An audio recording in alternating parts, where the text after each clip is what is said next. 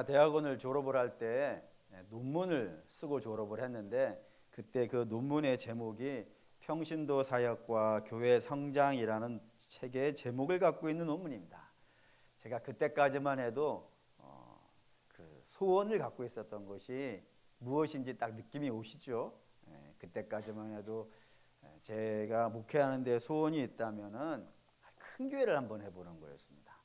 뭐 당연히 큰 교회만 있었으니까 뭐 청년 시절에 모교회도 큰 교회였고 또 사역자로 나왔을 때 맨 처음에 만났던 바른교회라는 교회도 서울에서 큰 교회였고 또 한신교회도 말할 수 없이 큰 교회들만 쭉 있었기 때문에 당연히 목회의 성공은 그런 거라고 생각을 했어요. 정직한 고백이에요. 그런 게 소원이었어요. 그래서 정말 어떻게 하면 교회를 한번 크게 만들어 볼까 뭐 이런 생각을 갖고 목회를 공부를 했었기 때문에 당연히 논문을 이제 그렇게 쓰기로 결심을 했죠. 그래서 특별히 그런 세미나들도 많이 했었기 때문에 교회에서 그런 세미나들을 많이 했었거든요. 그런 걸 보면서 어떻게 하면 교회를 좀 크게 만들 수 있을까 고민을 하다가 굉장히 많은 분들이 그 세미나에서 그런 얘기를 하시는 거예요. 평신도들을 잘 훈련시키면은 교회를 크게 만들 수 있다. 뭐 이렇게 얘기를 하시길래 아 좋다. 그럼 어떻게 하면 내가 평신도를 잘 훈련을 시킬까? 이런 생각을 갖고 이제 논문을 쓰기 시작한 겁니다. 그러면서 하나를 아는 게 있어요. 쭉 이런저런 책을 쭉 보다가 아는 게 있는데 성경에는 평신도라는 단어가 있더라 없더라? 없더라는 거예요. 그럼 도대체 이 단어 어디서 튀어나온 건가? 성경에 없는 단어가 교회에서 공공연하게 쓰여지고 있는가? 더 궁금해졌어요. 그래서 더 이제 자세하게 알아보니까 이런 내용들이 들어있었던 겁니다.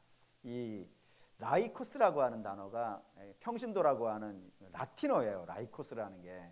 그 라이코스라는 단어를 가지고 이제 이야기를 한 것인데 어떻게 이 단어가 등장하게 됐는가 봤더니 중세 교회에서 이 단어가 나왔더라고요. 한 3세기, 4세기쯤에 이 단어가 등장을 하는데 이런 내용들이 있습니다. 혹시 카노사의 굴욕이라고 하는 이야기를 대부분 모르시겠죠? 말씀을 드릴게요. 이런 겁니다. 1075년에 그 신성 로마 제국이라고 하면 굉장히 큰 나라입니다. 얼마나 크냐면 지금의 독일에다가 오스트리아, 다음에 체코, 그리고 벨기에, 그 이외에 네덜란드, 여기 땅덩어리를 다 합친 나라가 신성 로마 제국이에요. 그 신성 로마 제국에 하인드리 4세라고 하는 황제가 있었습니다. 아주 끝발을 날리는 황제가 하나 있었고 당시에 교황이 그레고리오 7세라고 하는 사람이 교황으로 있었어요. 근데 이 둘이 붙었어.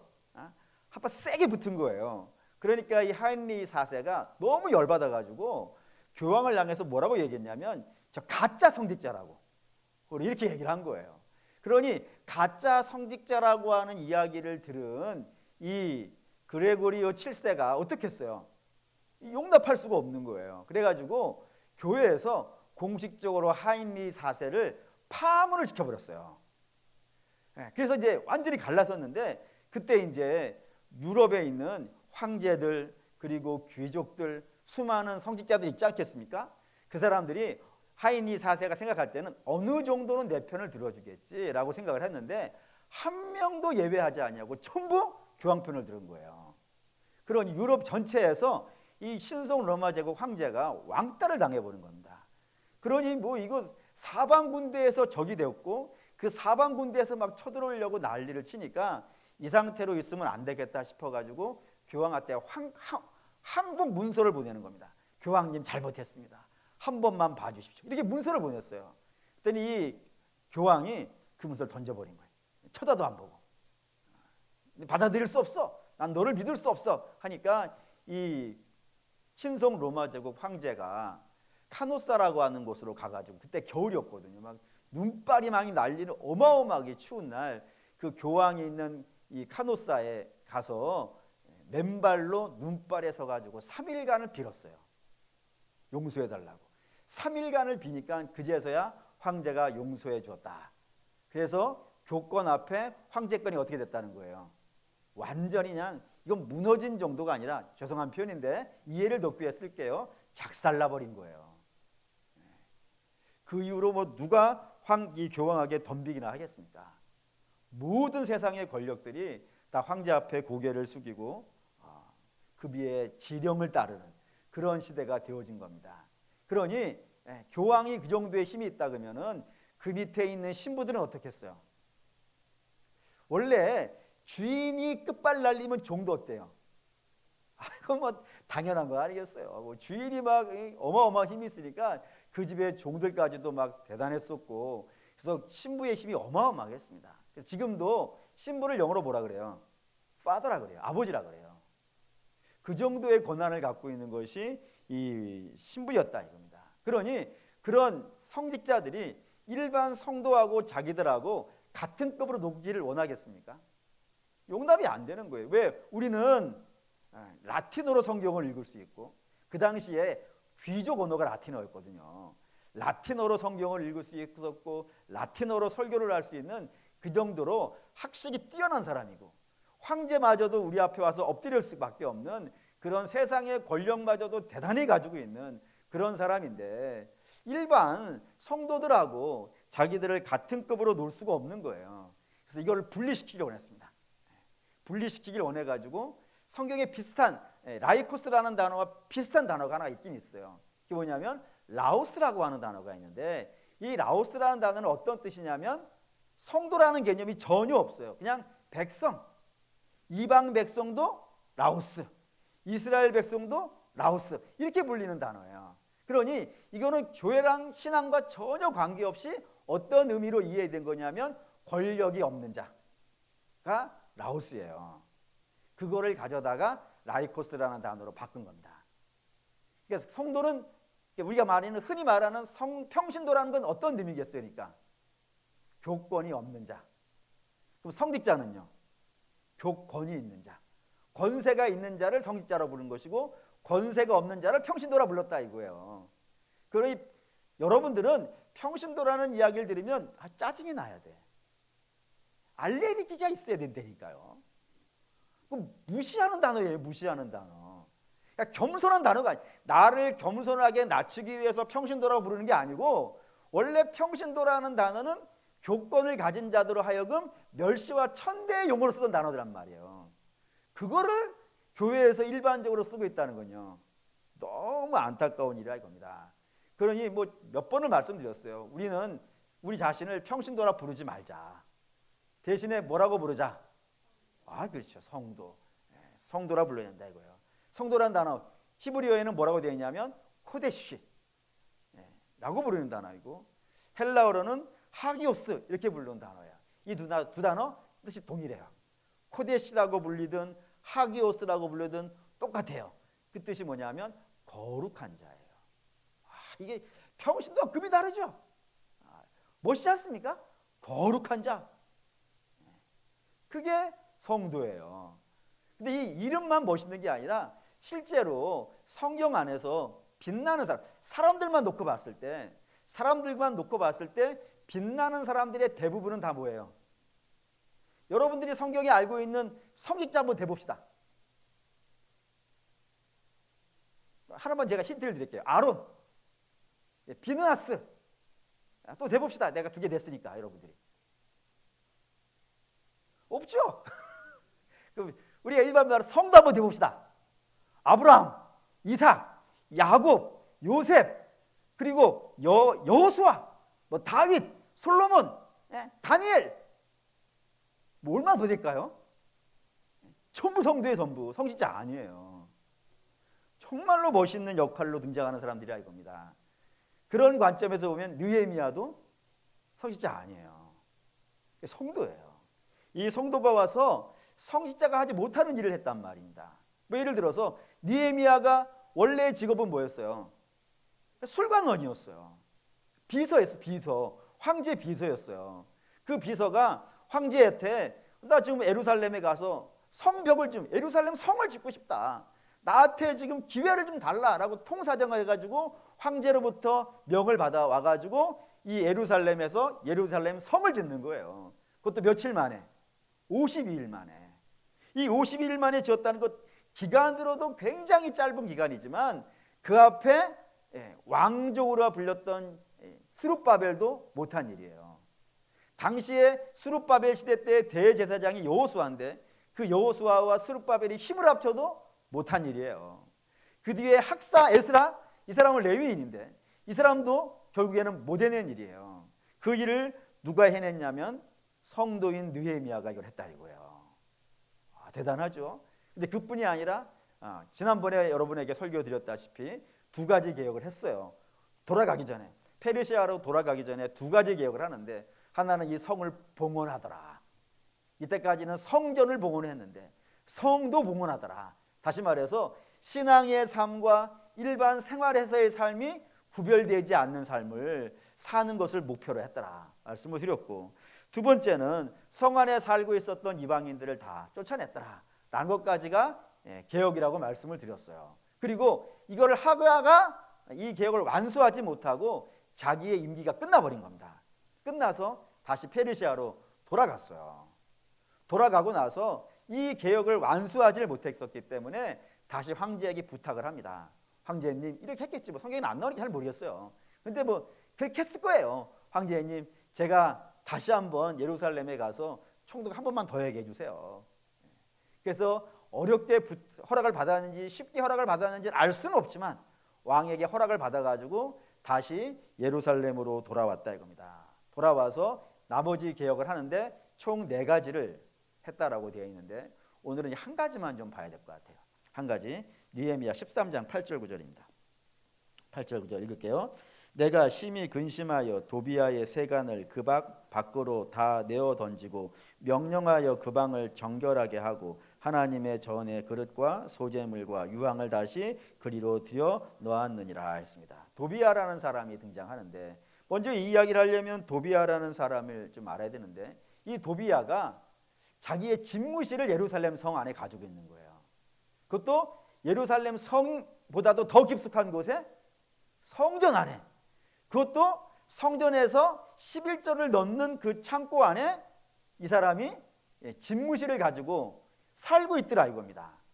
느헤미야가 와서 보니까, 자기가 갈 데는 없었는데 갔다 와서 보니까 이 도비아가 성전 안에 집무실을 갖고 살고 있길래 그 세간들을 갖다 집어 던져버리고 도비아를 쫓아내버리고 그 성전 안에 있었던 11조 방에 있었던 것들을 다 채워놨다라는 것이 오늘 이야기란 말입니다. 뭐 이야기 당연히 하려면 도비아가 어떤 사람인지를 추적해 와야 될 것 같아요. 한번 보시죠. 느헤미야 4장 2절 3절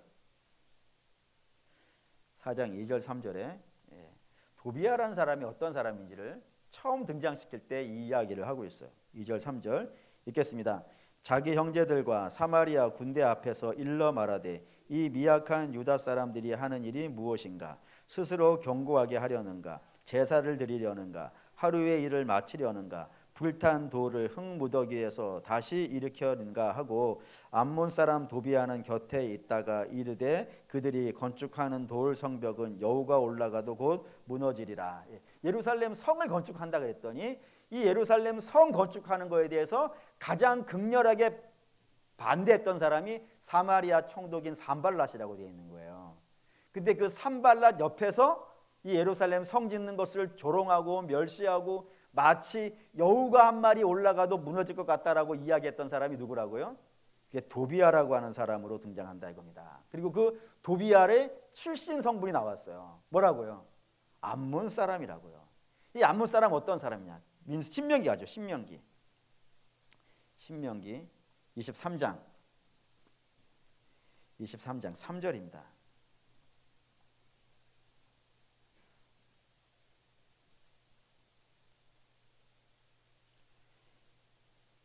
신명기 23장 3절 읽겠습니다. 암몬 사람과 모압 사람은 여호와의 총회에 들어오지 못하리니 그들에게 속한 자는 10대뿐 아니라 영원히 여호와의 총회에 들어오지 못하리라라고요. 일반적으로 이방인이라 하더라도 유대인에 들어가는 것이 그렇게 어렵지는 않았어요.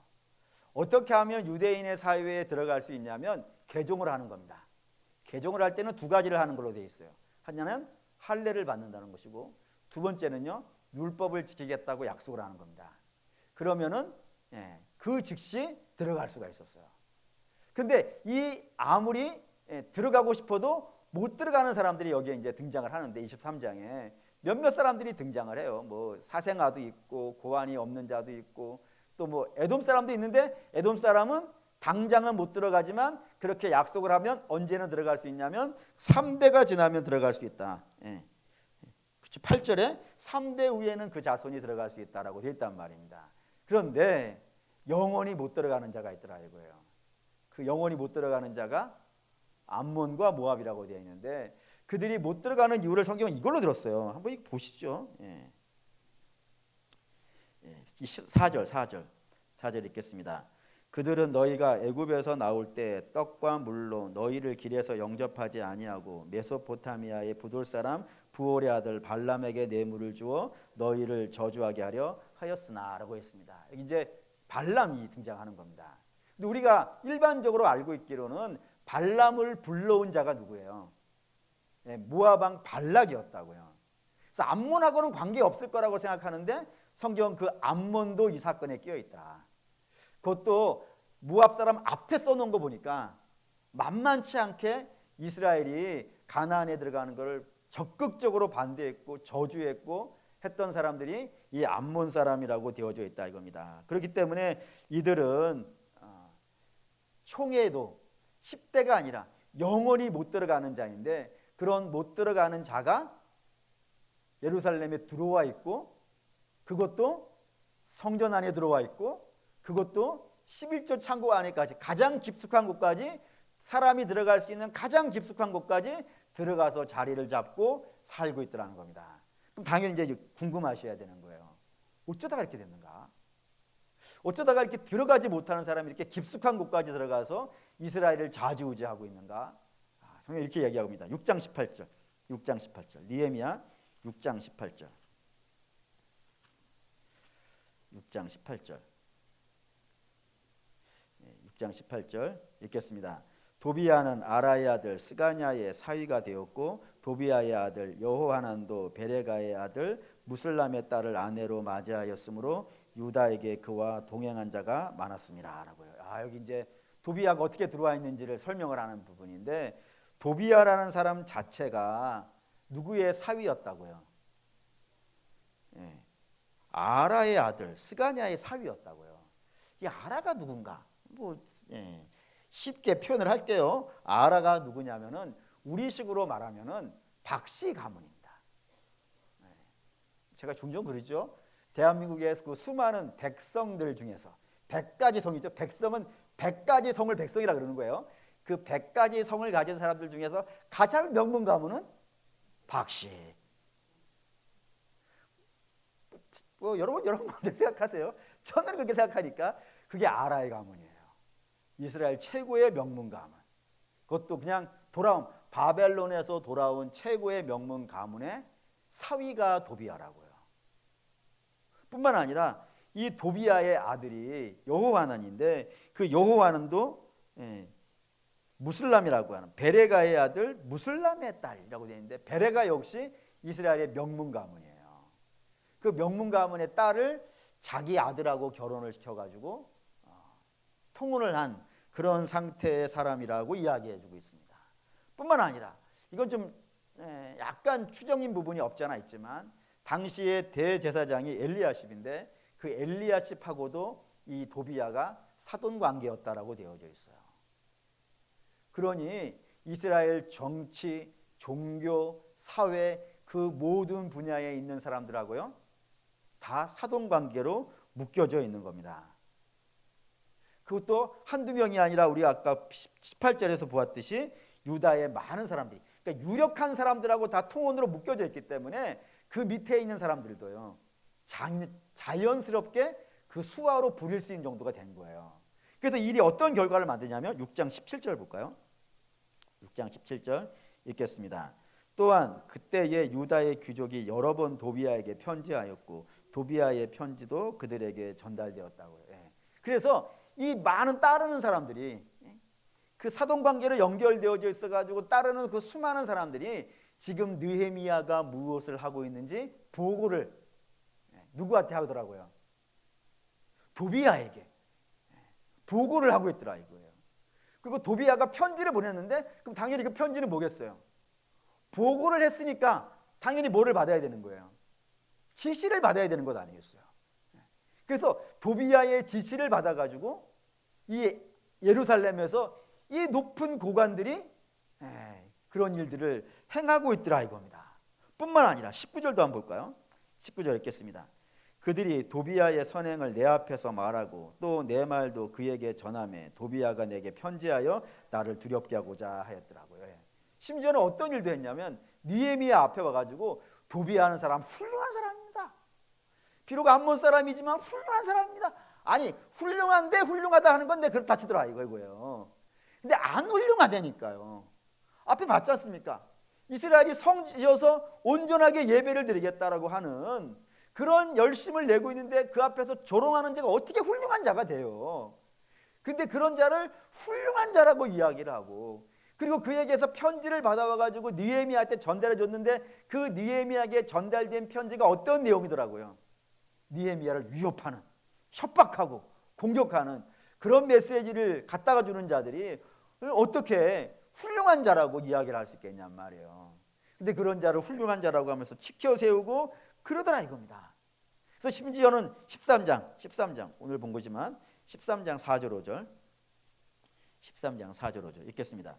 이전에 우리 하나님의 전의 방을 맡은 제사장 엘리야십이 도비야와 연락이 있었으므로 도비야를 위하여 한 큰 방을 만들었으니 그 방은 원래 소재물과 유황과 그릇과 또 레위 사람들과 노래하는 자들과 문지기들에게 11조로 주는 곡물과 새 포도주와 기름과 또 제사장들에게 주는 거제물들을 두는 곳이라. 성전 안에 방을 내주는 겁니다. 여러분 성전 안에 방을 내주는 거는 아무나 내줄 수 있는 게 아니잖아요. 뭐 예를 들어서 우리 교회에서 뭐 방 하나 누가 저한테 뭐 이렇게 예를 들어 노예에서 우리 교회에서 뭐 회의를 하고 싶습니다라고 하면은 그걸 누가 허락을 하겠어요? 예, 뭐 사실이니까 제가 허락하지 아니하면은 아무도 못 와요. 다시 말하면 이 성전의 주도권을 누가 갖고 있는 거예요? 대제사장이 갖고 있는 거예요. 그래서 그가 방을 내어주는 겁니다. 방을 내주어서 여기서 당신 직무 보라.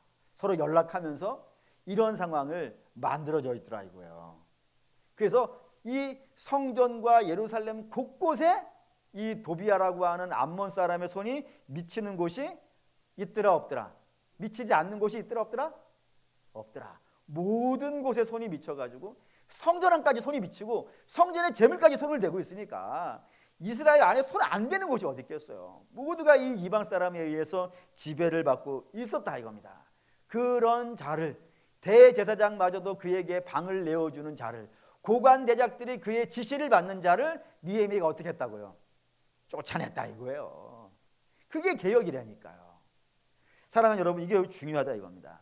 우리 앞에 봤어요. 성도는 코데시라고도 불리고 성경이 하기오스라고도 부른다고요. 둘 다 뜻은 다 뭐라고요? 거룩한 자라고요. 그럼 여러분 한번 생각을 해보셔야 돼요. 우리가 어떻게 거룩한 자가 됐어요? 우리가 뭐 도 닦아서 거룩한 자가 됐습니까? 아니면 시험을 봐서 거룩한 자가 됐습니까? 아니면 뭐 세상 사람들이 이 사람들 훌륭한 사람들이라고 칭송해 줬기 때문에 거룩한 자가 된 건가요? 아니죠. 우리가 거룩한 자가 되어진 것은 예수 그리스도로 말미암아 된 거 아니냔 말이에요. 예수 그리스도로 인하여서 죄에 대해서 죽고 의에 대해서 살았기 때문에 우리가 거룩한 자라가 된 것 아니겠습니까? 그럼 그렇게 거룩한 자가 되어졌다면 우리의 노력이 아니라 주님의 은혜로 거룩한 자가 되었다면 당연히 그 살아가는 모습은 어떻게 돼야 되는 거예요? 세상하고 달라야 되는 거 아니겠어요? 그렇지 않습니까? 거룩이라는 말 자체가 구별되었다는 것이니까 세상과 구별되어졌다는 뜻이 거룩하다는 것이니까 그래서 의에 대해서 죽고 죄에 대해서 죽고 의에 대해서 살았으니까 구별이 돼버린 거잖아요. 그렇게 되어졌으면 어떤 모습이 되어져야 되냐 이거예요. 한번 가장 센 걸로 볼게요. 사도행전 2장 43절에서 47절까지 43절에서 47절까지 읽겠습니다. 사람마다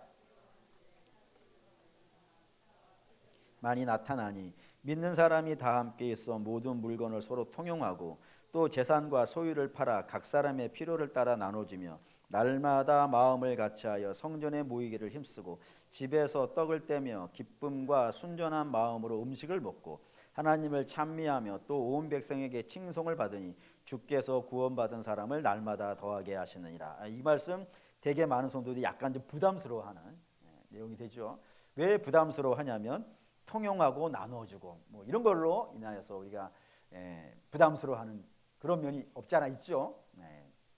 하지만 성경의 목표는 거기에 있지 않습니다. 성경의 목표는 여기에 있습니다. 일반적으로 세상에서 재물에 대해서 갖는 태도는 어떤 태도인가요?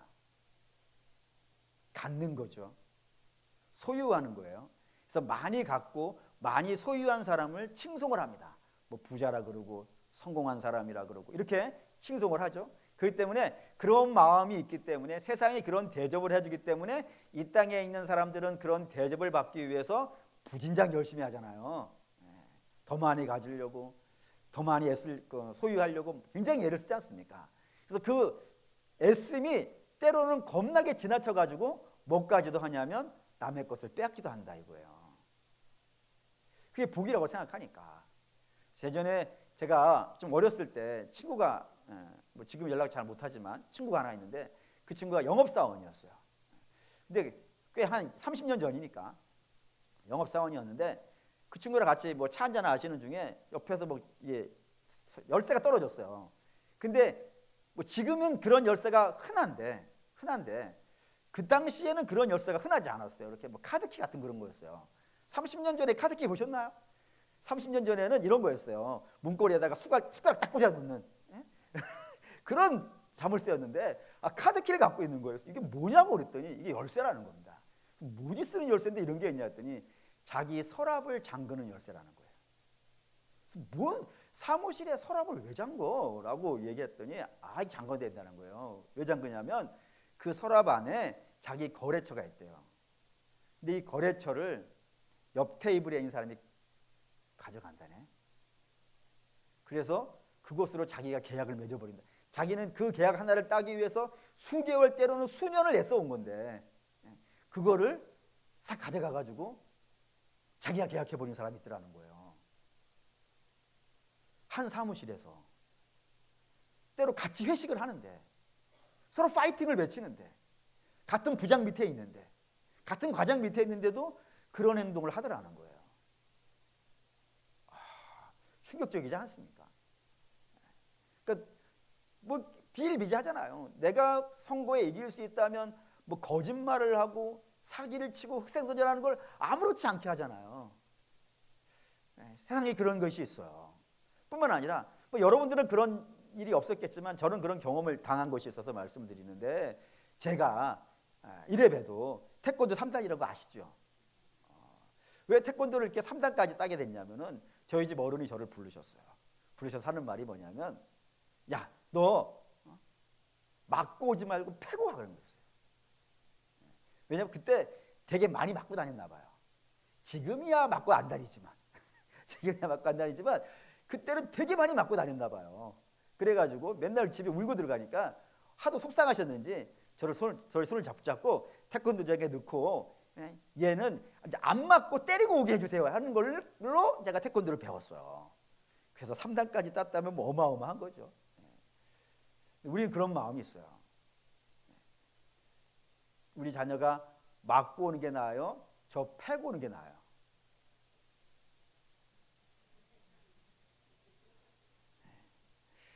세상은 그럴 수 있어요. 세상은 더 많이 갖기 위해서 남의 거 훔치기도 하고 그러면 안 되지만 그럴 수 있다고 칩시다.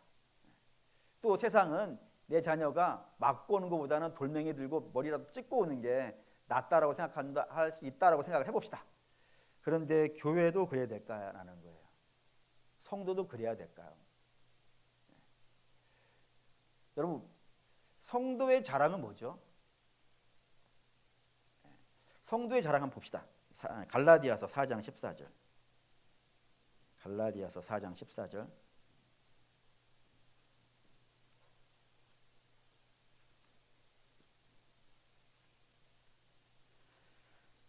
갈라디아서 4장 14절. 5장 14절.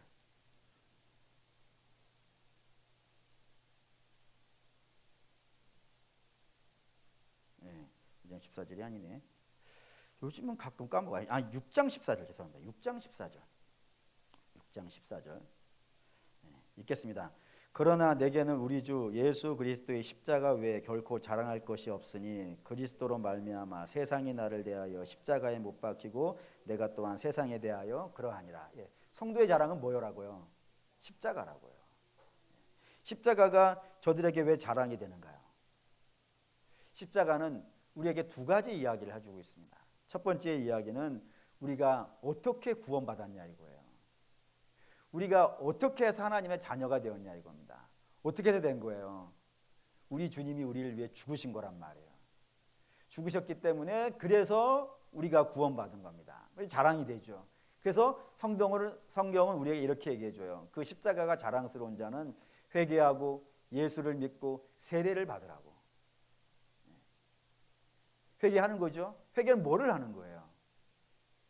우리가 세상을 닮은 걸 회개하는 것 아니겠습니까? 세상을 따라 살아왔던 것, 하나님과 관계없이 살아왔다는 것, 그거를 회개하는 것 아니겠어요? 우리가 죄인됨을 회개하는 것 아니겠어요? 뿐만 아니라 예수를 믿고 그리고 세례를 받는 것은요, 그런 내가 죽는 것 아니겠습니까? 그리고 새로운 나로 태어나는 거잖아요. 그러면 새로운 나는 주께서 이렇게 말씀하셨어요. 너희가 나를 따라오려거든 어떻게 하라고요? 자기를 부인하고 자기 십자가를 지고 오라고요. 자기를 부인한다는 건 자기가 더 이상 주인이 아니라는 것 아니겠어요? 나는 이제 죄인이라는 걸 알았다는 거 아니겠어요? 그러니까 죄인이니까, 그 죄인이고 악한 자니까 이 죄인이자 악한 자를 따라가면 어떻게 되는 거예요? 망하는 것 아니겠어요? 그러니 이제는 그건 부인하고 버리는 거예요. 버리고 이제는 누구를 따라가는 거예요? 예수 그리스도를 따라가는 거란 말입니다. 근데 예수 그리스도를 따라갈 때 어떻게 따라오라고요? 너도 십자가 지고 오라고요. 십자가는 뭐냐면 자기 생명을 내어주는 거잖아요. 그러니까 소유하는 게 아니라 내어주는 거라니까요. 하나님의 뜻에 나를 내어드리는 거라니까요. 그렇지 않습니까? 소유하는 게 초대교회가 내어줄 수 있었던 것은 내어주는 것에 자꾸 포커스를 맞추지 마시고 저들이 가지고 있는 것은 십자가를 가지고 있는 거란 말이에요. 그러니까 십자가는 내어주는 거라니까요. 아들도 내어주는 것이고 자기 생명도 내어주는 거예요. 우리 주님은 자기를 위해서 뭐를 하시는 분이 아니라 백성들을 위해서 뭐를 하시는 분이잖아요. 그거를 보는 거예요. 그 은혜를 입은 거예요. 그렇기 때문에 그 은혜를 입었으니까 나도 내가 할 수 있는 거 하는 거예요. 내가 내어놓을 수 있는 것. 시간을 내어놓을 수 있는 분은 시간을 내어놓고, 재물을 내어놓을 수 있는 분은 재물을 내어놓고, 달란트가 있는 분은 달란트를 내어놓고, 하나님이 내게 주신 것들을 내어놓으면서 함께 섬기고 사랑하면서 신앙생활 하가는 것, 그게 십자가를 따라가는 것 아니냔 말이에요.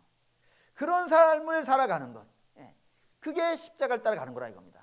고로 우리 사랑하는 믿음의 성도 여러분, 세상과 그래서 다른 거예요. 그래서 교회는 뭐 때문에요? 십자가 때문에 달라. 십자가만 없었으면은 우리도 세상하고 똑같은 거예요. 근데 십자가로 말미암아서 이제 우리가 변화되어졌고, 변화되어져 있는 자의 삶의 목표는 이제 옛날 내가 살아갔던 세상 사람들의 모습이 아니고 누가 목표가 된 거예요? 예수 그리스도가 목표가 된 거예요. 그래서 그거를 따라간다 이겁니다. 그거를 따라가는 데 있어서 방해되는 것이 있으면 어떻게 되는 거예요? 그걸 자꾸 주 앞에 쳐는 것이지. 주 앞에 치면서 회개하면서 한 걸음씩 한 걸음씩 가는 거라 이겁니다. 그게 성도의 길인데, 오늘 이 예루살렘은 도비아가 들어와서, 그 이방인이 들어와서 이스라엘의 정관계, 종교계 모든 영역에 발을 쫙 펼치고 그들을 자기의 뜻대로 세상식인 방식으로 끌고 가도록 있더라 이겁니다. 그래서 느헤미야 이거를 쳐내더라 이겁니다. 사랑하는 성도 여러분, 그렇기 때문에 우리의 개혁, 우리가 개신교는 리폼드 처치라고 불러요. 정확하게는 리폼, 새롭게 세우는 거예요. 새롭게. 근데 그 새롭게 하는 것을 날마다 하는 거예요. 날마다 주 앞에서, 우리가 주 앞에서, 십자가 앞에서 하나님 보시기에 거룩하지 못한 부분이 있으면 날마다 어떻게 해야 되는 거예요? 리폼해야 되는 거예요. 자기를 쳐서 자꾸 회개하면서 주님 닮아가는 그런 모습을 해야 된다 이겁니다. 이거를 가장 열심히 잘 보여주신 분이 예수님이라 이거예요. 그럼 예수님이 성전 종화 사건을 2번 하신 거 아시나요? 2번 하셨어요. 한 번은 공생애를 처음 시작할 때 요한복음 2장 13절. 요한복음 2장 13절. 요한복음 2장 13절. 첫 번째 기적이 가나 혼인 잔치거든요. 그리고 명절이 되어서 예루살렘에 올라가는데 13절부터 한번 읽을게요. 유대인의 유월절이 가까운지라 예수께서 예루살렘에 올라가시더니 성전 안에서 소와 양과 비둘기 파는 사람들과 돈 바꾸는 사람들을 앉아 있는 것을 보시고 노끈으로 채찍을 만드사 양이나 소나 성전에서 다 내쫓으시고 돈 바꾸는 자 사람들의 손을 쏟으시며 상을 엎으시고 비둘기 파는 사람들에게 이르시되 이것을 여기서 가져가라. 내 아버지의 집으로 장사하는 집을 만들지 말라 하시니 제자들이 성경의 말씀에 주의 전을 사모하는 열심이 나를 삼키리라 한 것을 기억하였더라라고요. 예. 이게 초반에 하신 일이에요. 초반에 예루살렘 올라가서 봤더니 저들의 모습이 어떻더라고요. 성전이 성전답지 않더라 이거예요. 교회가 교회답지 않더라 이거예요. 그래서 그 답지 않은 것을 다 어떻게 하신 거예요?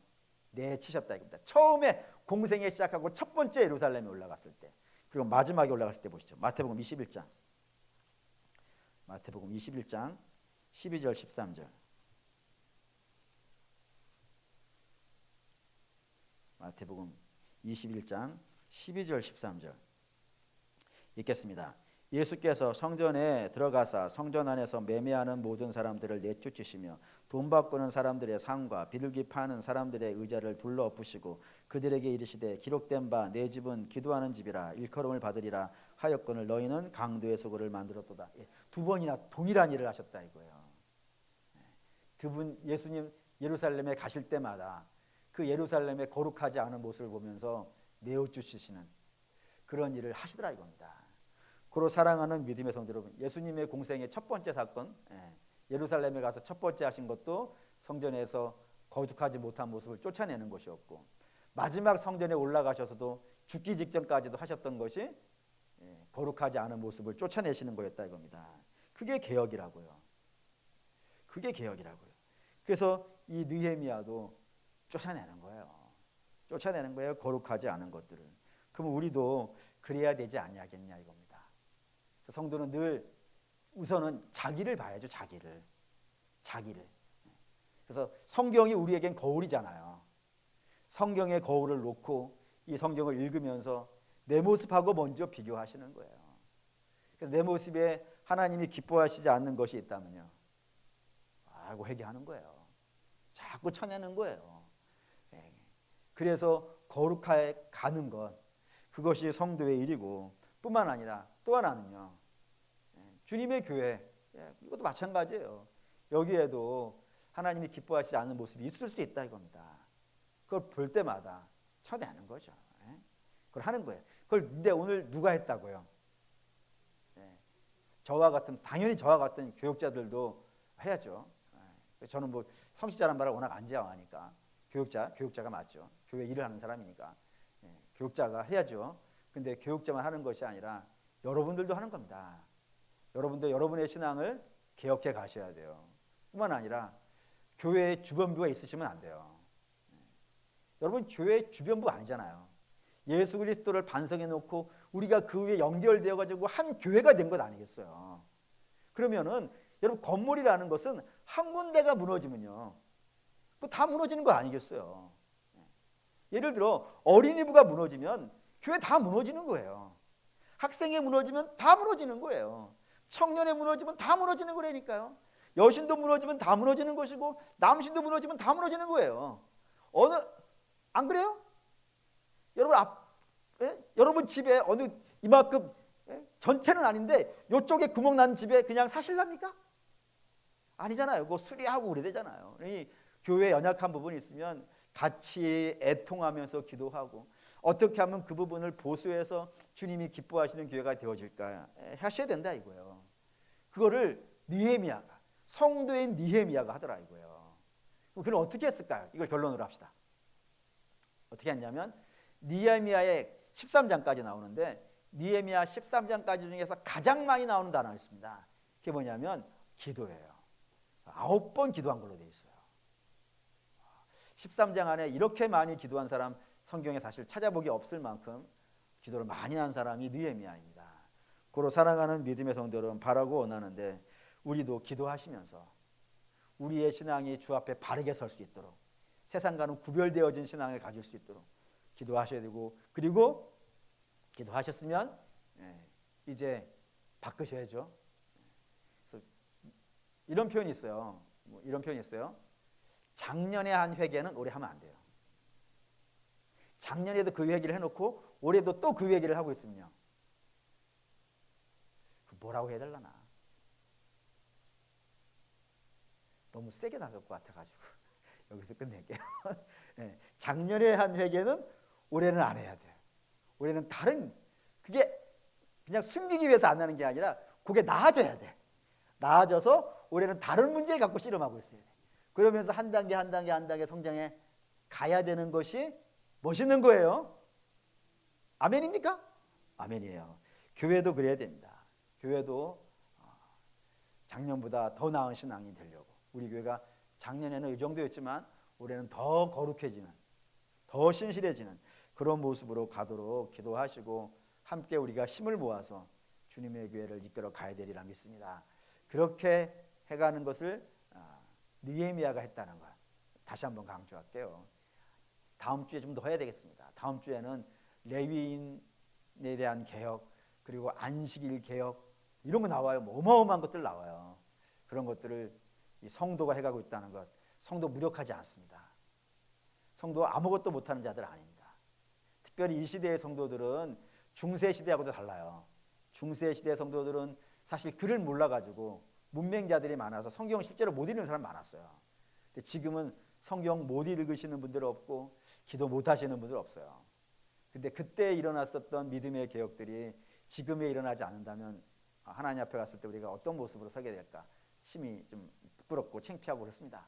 그리고 사랑하는 믿음의 성도 여러분, 바라고 원하는데 기도하시면서 하나님, 또 성경 읽으시면서 하나님이 기뻐하시지 않는 것들이 있으면 하나씩 하나씩 내어치셔 가면서 거룩한 성전 되어 가시기를 주의 이름으로 축원합니다.